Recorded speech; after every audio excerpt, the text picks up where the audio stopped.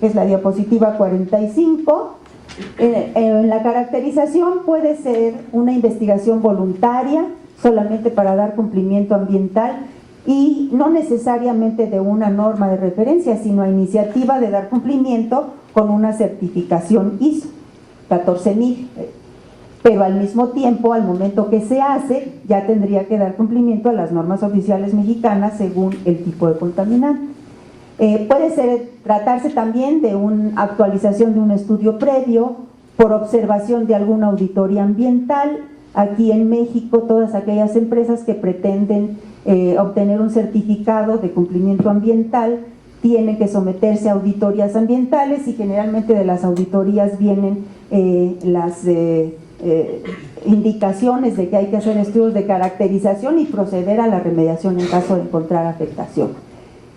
También se refiere a casos en los que es posterior a una emergencia ambiental o por compra de terreno, que esto es algo que en los últimos años se ha venido dando ya con más frecuencia. En los casos de remediación es para verificar hidrocarburos residuales o contaminantes residuales en paredes y fondo de excavaciones. Esto se maneja como un muestreo final comprobatorio, dado que como parte de la remediación el excavar, sacar el suelo del punto donde se encuentra, ya es parte de la remediación. También en remediación se puede referir al inicio del tratamiento o muestreos intermedios para conocer el avance de la remediación, o un muestreo final comprobatorio. En cuanto al tipo de muestreo, para casos de caracterización puede ser exploratorio de detalle, cuando se tiene mucho tiempo o cuando la gente interesada no le corretea el ejercicio presupuestal y el tiempo, podemos hacer un muestreo exploratorio y un muestreo de detalle. En la mayoría de los casos no es fácil hacerlo, y en uno debe salir todos los resultados.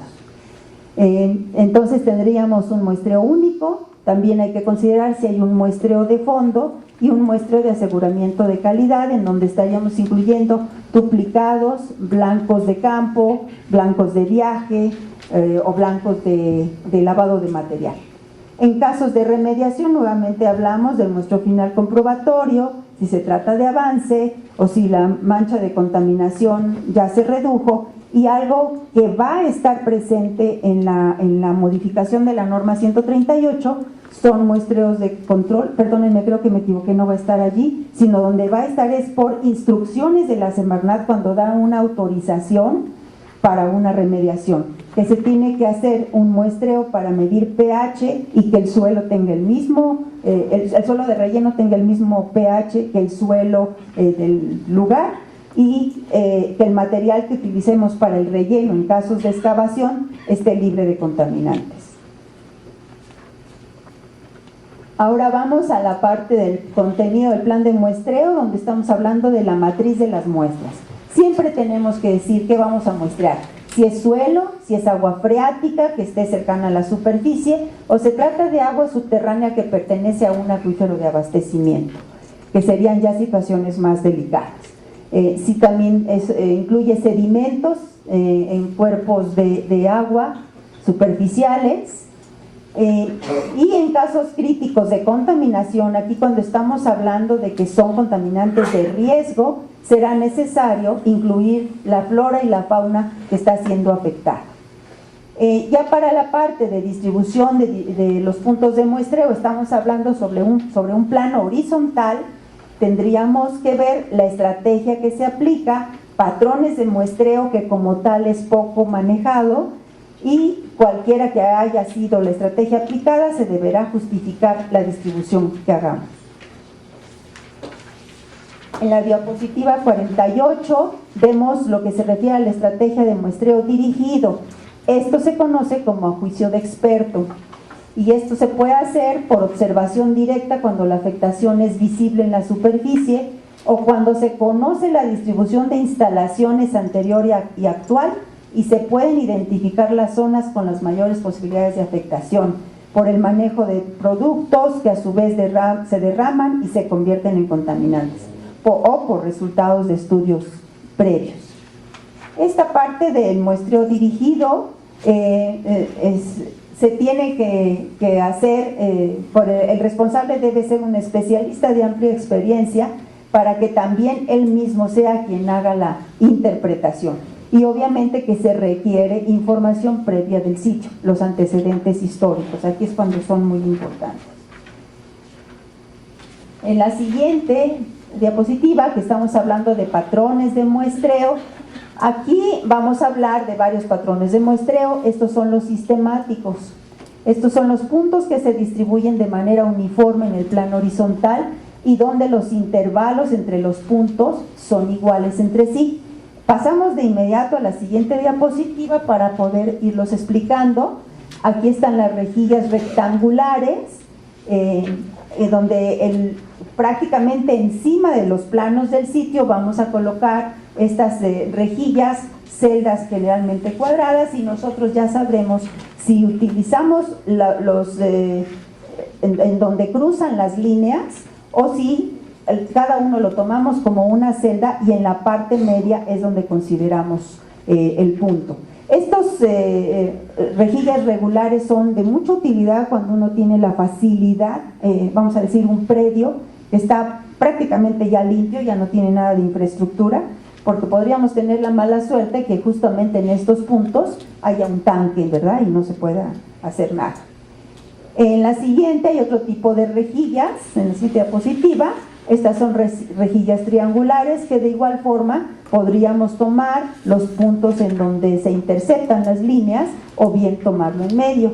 Y rejillas circulares, que esto es para cuando se conoce perfectamente el punto del derrame o se sabe que fue un tanque el que tuvo problemas. Entonces, generalmente se hacen círculos concéntricos para poder llegar a donde, a identificar hasta dónde se fueron los contaminantes.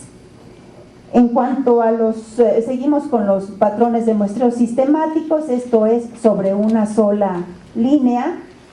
Aquí es cuando no necesariamente un ducto de los que llevan combustible tiene fuga. Nosotros nos han tocado muchos, pero muchos casos en donde es cierto que en una instalación no ha habido ningún derrame, ningún escurrimiento, pero tienen el pecado de que su drenaje pluvial, allí se va todo, y el drenaje pluvial es de tubo de albañal. Aquí no sé cómo se le diga en otros sitios, pero esa tubería son tramos de concreto como de 1 metro más o menos de longitud, a diferentes diámetros, donde al momento de la construcción van uniendo tramo con tramo, así lo van construyendo. Y obviamente que las uniones no están selladas, y aunque se sellen, si no se compactó bien el terreno o si hay asentamientos irregulares en el terreno, esa tubería pues ya no va a estar alineada completamente y en cualquier momento se fractura, y por allí son las fugas, ¿sí? Entonces en esos casos pues basta conseguir la línea, identificar dónde va la línea del drenaje, y pues nos estaremos yendo hacia los lados o muy juntitos si es que se puede, ¿no? También aquí hay que tener cuidado de no atinarle y ser uno el que provoca entonces aquí la fuga, ¿no? Y diagonales paralelas, pues seguimos tratando de poner esta lámina sobre el plano, y entonces sobre las líneas estamos poniendo los puntos de muestreo, y aquí tenemos una separación tal que prácticamente nos repite, ya sea unas rejillas rectangulares o rejillas triangulares. En la siguiente diapositiva estamos hablando ahora de patrones de muestreo con distribución irregular. Aquí estaremos hablando de estos irregulares y estos basados en métodos estadísticos.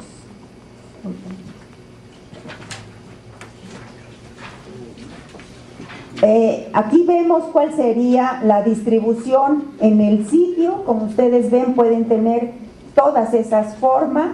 Tenemos la que sigue, que sería diagonales cruzadas rotantes. En la siguiente, por favor. Esto se refiere a que en un primer muestreo lo coloco así los puntos de muestreo, al siguiente lo giro, le doy un giro ya sea de 45 grados, 90 grados, y los puntos de muestreo se giran. Al siguiente muestreo tiene esta otra forma, y así sucesivamente. Esto es para dar seguimiento a a un sitio cuando se está haciendo remediación. En los que siguen vienen patrones de muestreo basados en métodos estadísticos. Están el aleatorio simple sobre rejilla regular zonificado y el aleatorio desalineado. Este se conoce en la literatura como estratificado, pero yo a propósito no le llamo de esa manera para que no confunda con el propósito del muestreo mismo. Viene la descripción abajo y ahí la dejo para que ustedes la puedan leer, para ya no tardarnos mucho. Y los siguientes tablas, vienen 3 tablas, las siguientes diapositivas, que ahí nada más se habla si se recomiendan o no se recomiendan para casos de caracterización o remediación. La siguiente, por favor. En la diapositiva número 61, aquí habla del número de puntos de muestreo, que aquí es cuántos en el plano horizontal y dónde se tomarán las muestras. Aquí nos podemos basar en tablas de las normas de referencia o bien hacerlo con método estadístico. Se deberá incluir un plano de localización de los puntos de muestreo y una recomendación es que a los mismos puntos de muestreo en plano que estamos considerando para hacer su entrega, esos ya vayan identificados los puntos para que nosotros sepamos en campo cómo se van a identificar las muestras. ¿Y esto por qué? Porque llegamos al campo y para quien vaya a hacer el muestreo generalmente todo se empieza con M1, ¿no? Es la muestra M1. Y si lleva varios, en un recorrido de varios sitios y en todos va a muestrear, pues va a tener tantas M1 como sitios haya seguido. Entonces, cada sitio debe tener una identificación muy particular para que no se confunda con todo lo demás que se está trabajando.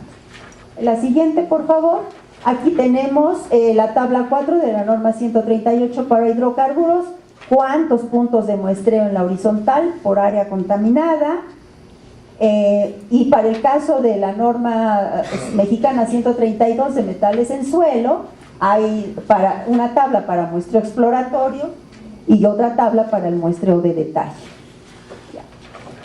Si se habla de un método estadístico para definir el número de puntos, simple y sencillamente, aquí en la diapositiva tienen la secuencia, pero lo que les puedo decir es que se necesita un muestreo inicial para poder alimentar esto y poderlos obtener. Generalmente uno hace esto para que no cueste tanto el muestreo, porque es a lo que todo el mundo le tiene miedo, ¿sí? No se ponen a pensar que entre menos se escatime en hacer una buena caracterización, mejor saldrá a la primera.